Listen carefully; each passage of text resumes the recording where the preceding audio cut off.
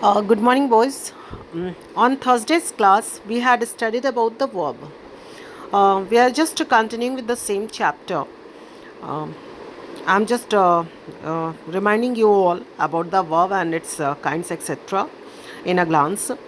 What is verb? What is verb? Is the action word. Whatever the action we are doing, whatever the work we are doing, that is verb. Verb has divided in two categories. The first one is either a principal or main verb. Second is auxiliary or helping verb. Principal or main verb, as the name suggests, it has the main role, main part in a sentence, that is principal or main verb. And when the verb helps only in a sentence, that is helping verb or auxiliary verb.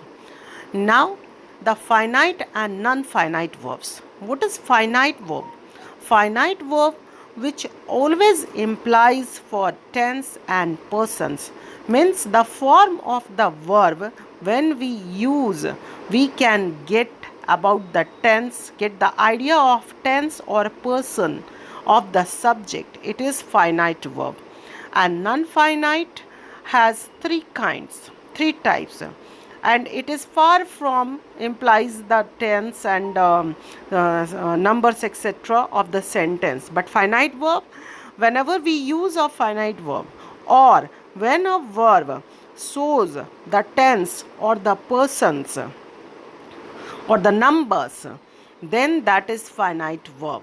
And when the verb it doesn't show the tense and the number, that is non-finite verb. Non-finite verb has three categories: infinitives, gerund and participles.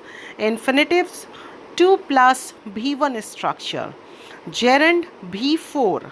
B4 means present participle, and that is gerund, and participles, that is B3 and B4, past participle and present participle.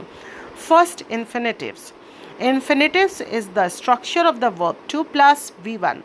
When we use the verb as 2 plus V1, means to go, to walk, to dance, to sleep, etc., then that is infinitives. And now participles. There are two types of participles: past participle and present participle.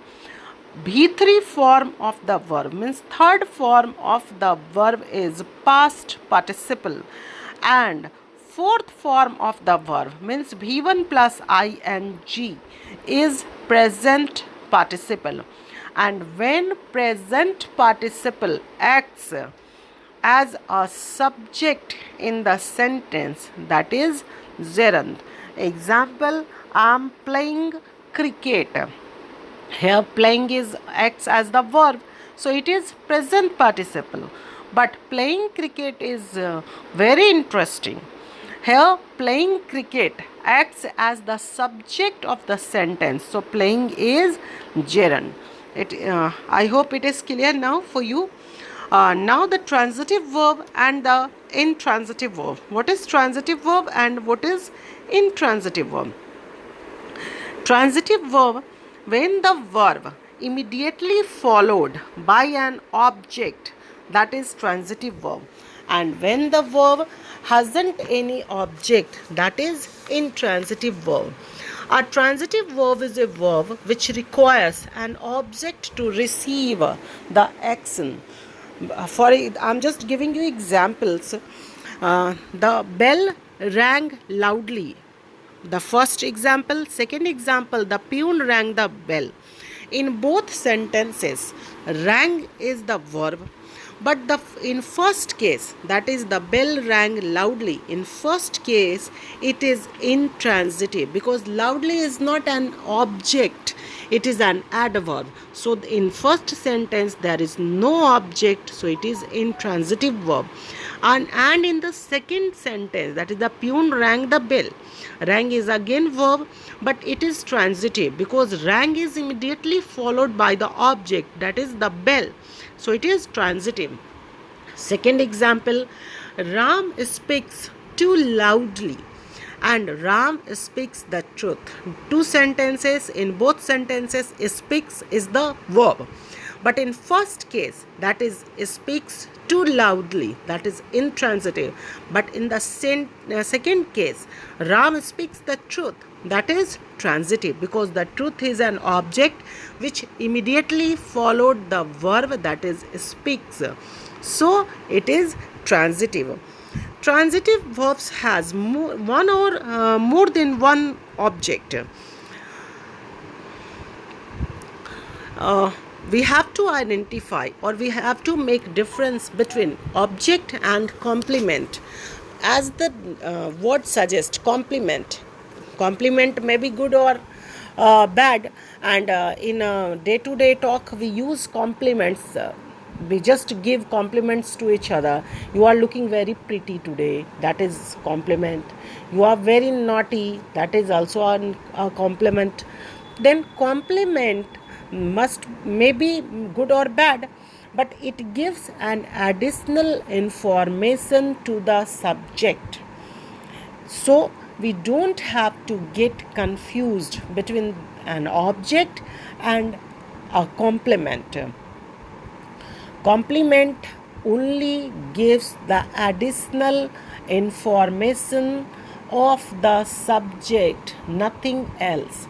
But object is a thing which comes in the sentence. There are two types of object: indirect object and direct object. Indirect object, first direct object. What is direct object? Direct object always answers what, and indirect object always answers whom. If we ask the question from the verb and we ask what, means Ram gave a pen to me. This is I'm just giving an example. Ram gave a pen to me. Gave is the verb. It is clear for you. Now ask a question from gave. Gave what? 100% you will give the answer a pen. So a pen is direct object. Ram gave whom? Me. So me is indirect object. Mother gave a chocolate to the child. Again gave is the verb. Mother gave what? A chocolate.